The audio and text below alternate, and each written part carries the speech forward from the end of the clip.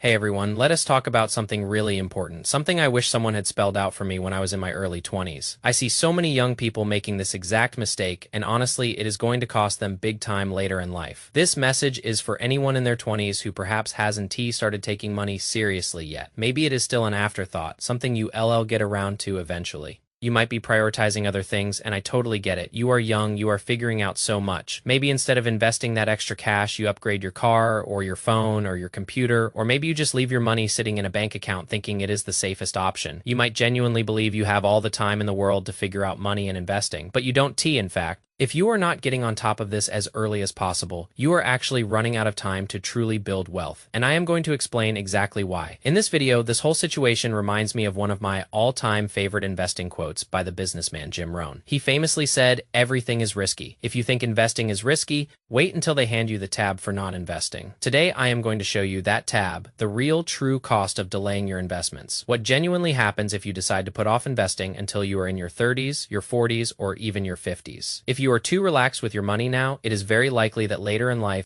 instead of your money working hard for you and generating income, you'll be stuck working for your money and probably working much longer than you ever wanted. My only regret about my own investing journey, and I started when I was 22, is that I didn't start even sooner. So if you are lucky enough to be watching this and you are younger than 22, you have an incredible opportunity right in front of you. Please pay close attention to what I am about to say. It honestly makes me sad when I hear people, often close friends in their mid-20s, late 20s, or early 30s, saying things like, "Oh, I have plenty of time. I don't need to worry about investing yet. I'll figure out money later. I can start in my 30s. Maybe when I have more responsibilities, then I'll take money seriously. But for now, I am just going to have fun." And honestly, I just shake my head when I hear that line of thinking, because by doing that, you are literally throwing away your single biggest advantage in investing, and that is time. This mistake could easily cost you hundreds of thousands of dollars over your lifetime. It seems there are generally two types of people in life: those who prioritize spending their money and those who prioritize investing their money. And here is the kicker: normal people can absolutely get rich if they start young. I have people in my own life who, in my honest opinion, are making some pretty bad financial decisions. Maybe they have a good chunk of savings, but they're too scared to invest it. So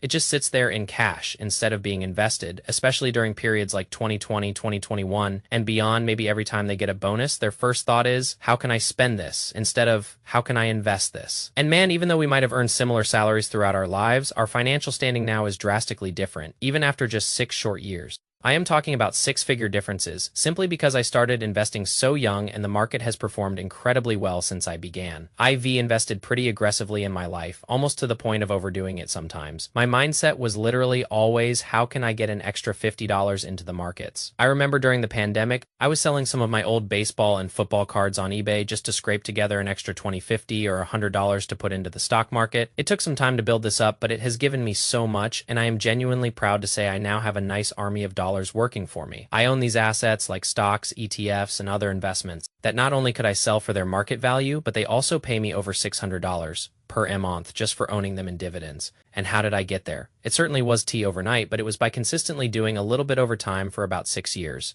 I don't even have to touch my investments, and they'll likely grow into millions all on their own. And I do zero work for that $600 per month. Zero work. That is the beautiful definition of your money working for you. It is like having an employee who works for me around the clock, bringing in money about $20 per Dalton Y, even when I am sleeping, no matter what else I am doing. And I truly want that for you too. Let me show you the brutal cost of waiting to invest. We're going to do a very simplified calculation, one that also includes the effects of inflation. So let us imagine your name is Jim, and you are 20 years old. You are in college, working part-time, but you decide you want to start investing. So you commit to investing $200 per month, which I believe is a very reasonable amount that most people can manage to save. Now, let's consider Dwight. He just turned 30 and is getting married soon. He thinks, oh, I should probably start taking money seriously now, right? So he starts investing at 30, the same amount, $200 per month. We're going to make a few standard assumptions for this example. We assume a 10% annual return, which basically matches the historical average return of the SP 500. After accounting for inflation, that is roughly 7 or 8%, we also factor in a 2% inflation rate. And as you get older, it is also fair to assume you might invest a little more over time, about 2% more each year. So again, these are all very normal and reasonable assumptions.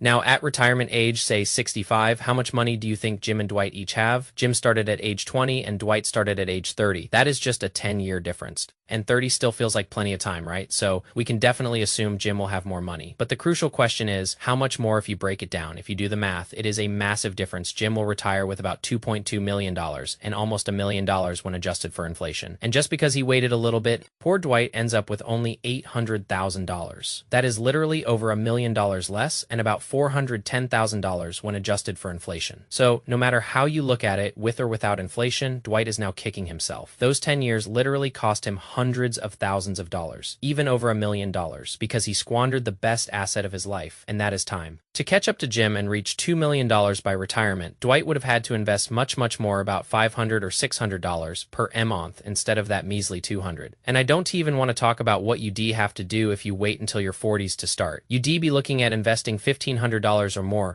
per month. So at a certain point, it becomes exponentially more difficult to become a millionaire if you wait so long to start. Instead of investing hundreds of dollars per month to reach that goal, you now need to invest thousands per month if you delay. So instead of making it incredibly hard on yourself to get rich, if you start young, you can make it so much easier. And as you can see from this example, the total amount you actually put in yourself is just a tiny fraction compared to what you end up with, all because you allowed your money to compound for such a long time. Now, this is obviously a very oversimplified example. The market fluctuates a lot. Sometimes it goes up 10%, sometimes it goes down 15%, sometimes it jumps 26%. It varies wildly, but overall, on average over time, it has been about 10% per year. This, my friends, is how people unknowingly trap themselves, because by waiting for just 5 or 10 years, you are giving away your biggest advantage in investing, and that is time. You reach a point in your 30s or 40s where you have significantly more responsibilities, and while you are likely earning more, it is simply much harder to invest larger amounts to keep up with the power of compounding. Now, if you are 30 or 40 watching this, it is absolutely better to start now than never, but it would have been so much easier if you had started when you were younger, and good luck investing more when you have so many more expenses like maintaining a house, paying more bills, perhaps higher health expenses,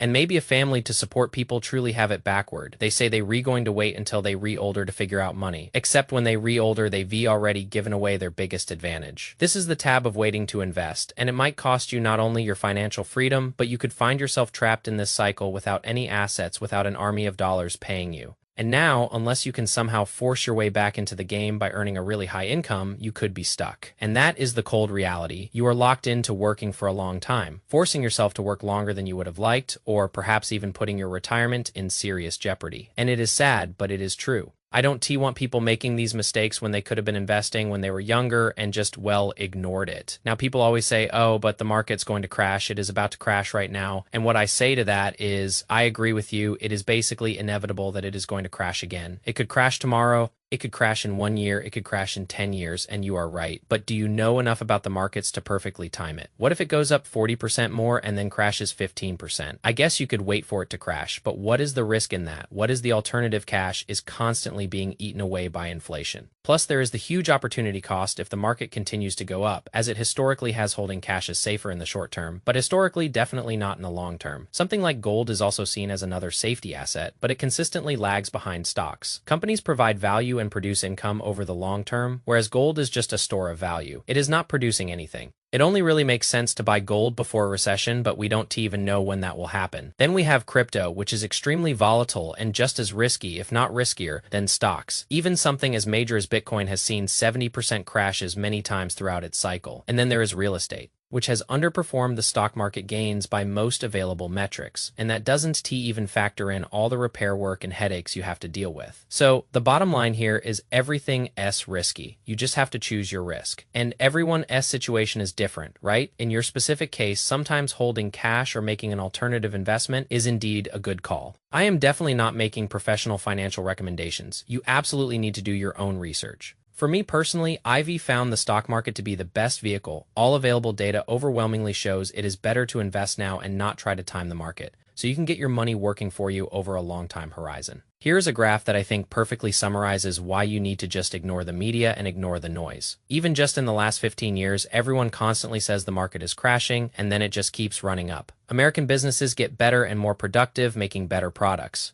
You can see every single year there are articles coming out predicting a market crash. And yet the line keeps going up and to the right now. Is it guaranteed to keep going this way? Number, it could obviously crash, but this is the data we have to work with. This is where I started my own journey right around the beginning of 2019, and the SP has more than doubled since then. IV also invested during several significant stock market crashes. If I had listened to the so-called experts and pulled all my money out, I would have so much less than I do now. Now, there is no denying there are big risks right now. There are global conflicts, global tensions, there could be another virus at some point, or there could be some large-scale financial collapse or a bubble burst, similar to 2008. But there are also powerful forces propelling the economy forward, mainly the incredible evolution of technology that is multiplying productivity at scales we've never seen before. I am trained to handle these market drops by now. They are not all bad. If stocks go down, you can keep investing at cheaper prices. Even in the last few days, the stock market has been down a little bit, and I've seen people in the comments asking me, oh, what do I think about this crash? And I am thinking, first of all, if you think this 5 or 7% correction is a crash, you haven't seen anything yet. I've personally experienced much worse. And if you panic sell during a crisis, just know that I am happily buying your shares at a discount. The stock market is a true test of your emotional discipline. As Warren Buffett once famously said, the stock market is just a tool for transferring money from the impatient to the patient. Stocks are a little bit high right now and maybe even overvalued historically based on a few indicators. And corrections, crashes, and recessions can happen at any time. They truly can. If you watch this video and then you make your first investment, and then we experience a crash, please don't get mad at me. That is just part of the game. I am telling you that this is going to happen, and you need to be ready for it. Stocks are risky, but if anything, you should be excited about crashes and not sell. The market is dipping a little bit right now, and that is perfectly okay, because if anything, you can buy more than you could before. I really don't care about a one-day outlook. One-day outlooks don't bother me. I care much more about the 1-year outlook, the 2-year outlook, the 10-year outlook, and if stocks keep going down and you are not paying attention, it could really cost you, because taking advantage of stock market downturns has completely changed the game for me and given me almost a generational opportunity. So you might be asking yourself, what should I actually be investing in? And as always, this is not financial advice. I am just a guy from Wisconsin, not a professional financial advisor. Do your own thorough research and don't listen to idiots on the internet like me. Here's what has worked for me personally. The vast majority of my portfolio is in safe ETFs and funds that track the overall American stock market with some individual stocks and a small amount of crypto sprinkled in. I prefer ETFs more than individual stocks because some stocks, if bad things happen, could even go to zero. And ETFs provide diversification and protect against individual stock fluctuations. For most people, ETFs should be perfectly fine. So I have SHD for dividends, SPY for the SP 500, QQ for technology exposure, VIG for dividend appreciation, and more. And I hold these in a few different types of accounts, from 401ks to Roth IRAs to HSAs, and also individual taxable brokerage accounts. When I buy a stock, it is not a short-term couple of months thing. I literally pretend that I am bought in for decades. The vast majority of my positions are long-term holdings that I've held for years. And because of my patience, I've been truly rewarded with significant gains. That is the mentality, and you absolutely need that, because the longer you hold a stock, the higher the probability of success. And if you don't have spare cash to invest right now, that is completely fine. Because then what you need to be doing is investing in yourself, invest in your skills, your education, your career, because then you can finally get your income up to a level where you can do investing like this and truly set yourself up for a secure future. So I took advantage of several tax advantage investment vehicles, and I bought into nice, stable, and long-term assets. No get rich quick schemes, nothing like that. If you are interested in learning more about the basics of investing, I did make a 30-minute video that dives into how all this stuff works, and I'll link that in the description below. Thanks everyone for watching. Please take money seriously, take this stuff seriously, and you genuinely thank yourself in the future. So catch everyone later, and we see you in the next one.